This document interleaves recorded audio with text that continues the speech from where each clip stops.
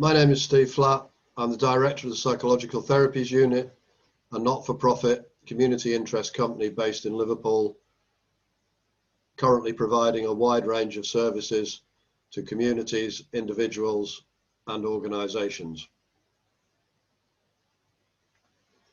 Let me set out my stall. I'm a technophile and an early adopter. I love technology and its benefits. But that's not to say that I assume everybody benefits from technology in the same ways as me. That would be absurd. Every new innovation has its winners and its losers. The losers? People who have not had the benefit of a good education. 16% of adults are considered to be functionally illiterate in the United Kingdom. Literacy levels are falling amongst the younger generations, and it is stated that 1 in 5 adults struggle to read and write. Then there are those who can't afford the equipment and those who have no way of connecting to the digital world. Every new transition to a new technology is borne most heavily by those that are disadvantaged by geography, race, education, and health. For example, when human beings moved from a nomadic lifestyle 11,000 years ago to become urban dwellers, the increase in numbers living in close proximity brought the advantages of feeding, leisure, and support through community. But it also initially brought lower life expectancy, poor hygiene, and increased levels of disease. These were experienced most by those who had the fewest resources.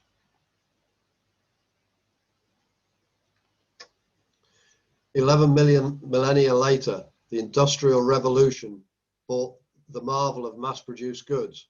But the Industrial Revolution also brought poor hygiene, increased levels of disease, overcrowding, and crime, as people moved from the countryside into cities and the cities grew ever larger. Each of these transitions brought their own problems as well as solutions, but those in power were often reluctant to initiate change, all the time exploiting those who needed to work just to survive. It brought even greater profits for the already wealthy. Perhaps the best example is Dr. John Snow in London in 1856, when he took the handle off the water pump to prevent the spread of cholera. It was another 10 years before his peers and the medical profession as a whole accepted that foul water was the problem. Then came the so-called Fourth Industrial Revolution, which has brought huge innovation in the last 30 years. Who would have thought that the mobile phone that gave us such freedom could morph into something so ubiquitous and fundamental to modern life that it has become a tool of everyday use?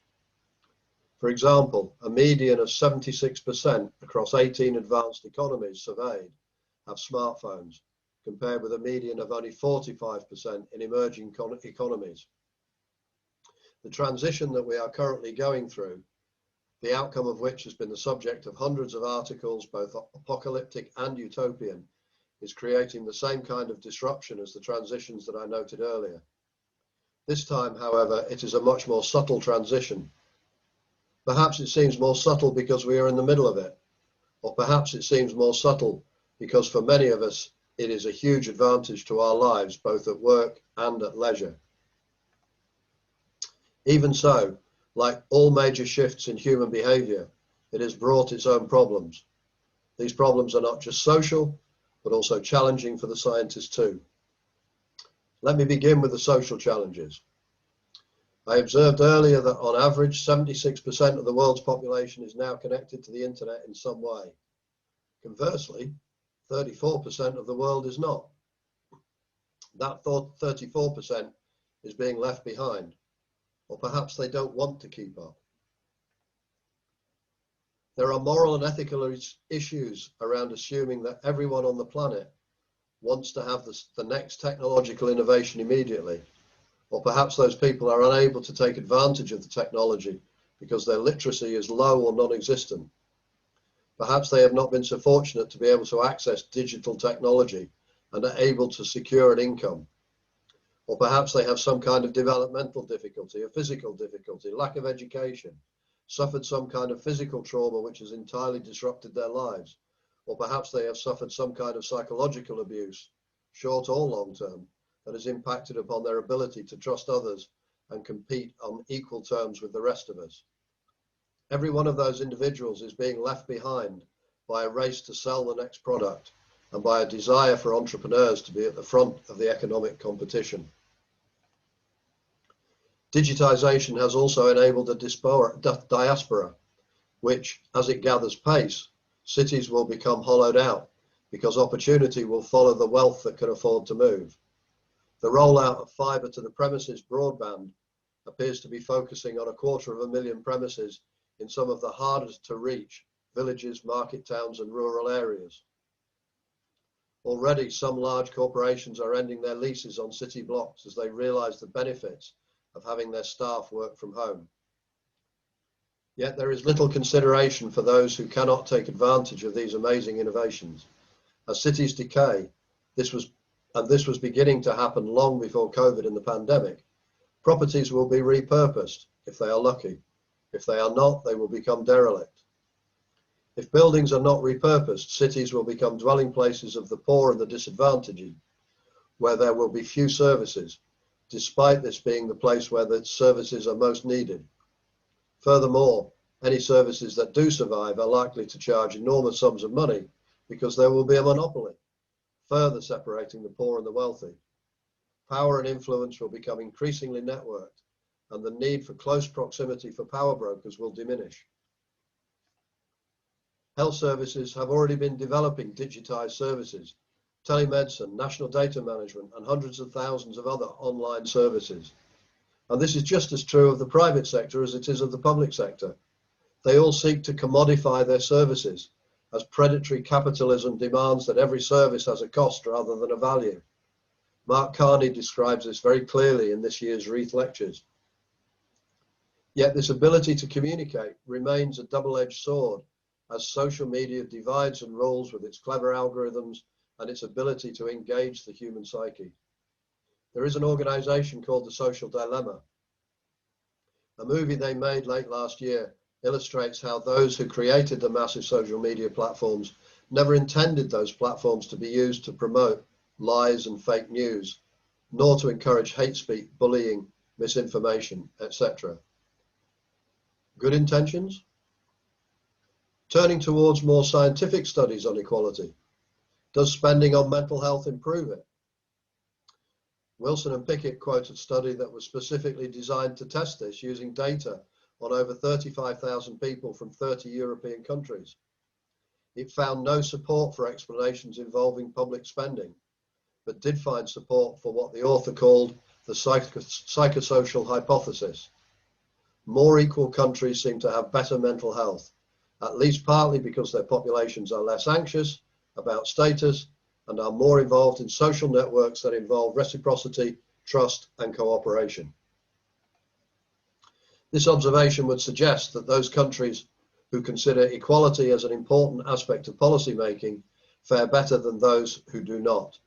Attempting to treat individuals one at a time for their lack of success in life or with their mental well-being, as the UK currently does, is clearly not a recipe for success. More a waste of taxpayers' money and increases the sense of failure of those who are less fortunate. Furthermore, many services, as noted above, are becoming digitized, which increases the disenfranchisement of those who cannot access them. My organization is currently providing a low-tech service called Let's Keep Talking, which is having a significant impact, but is also picking up many examples of disenfranchisement and dissatisfaction with statutory services. Yes, we are clearly in a transition, and what will come after that transition is not yet clear. One thing I am sure of, it will not be a utopian world. Yet digitization has the opportunity to bring many benefits, particularly in terms of energy use, climate and planetary conservation. It brings the opportunity for people to communicate across the globe with people that they could never have expected to meet previously. The sad thing is that currently digitization, data gathering and its commodification and psychological manipulation are the most common benefits for the few over the many. Every new innovation has to be monetized, has to bring success through competition with its rivals.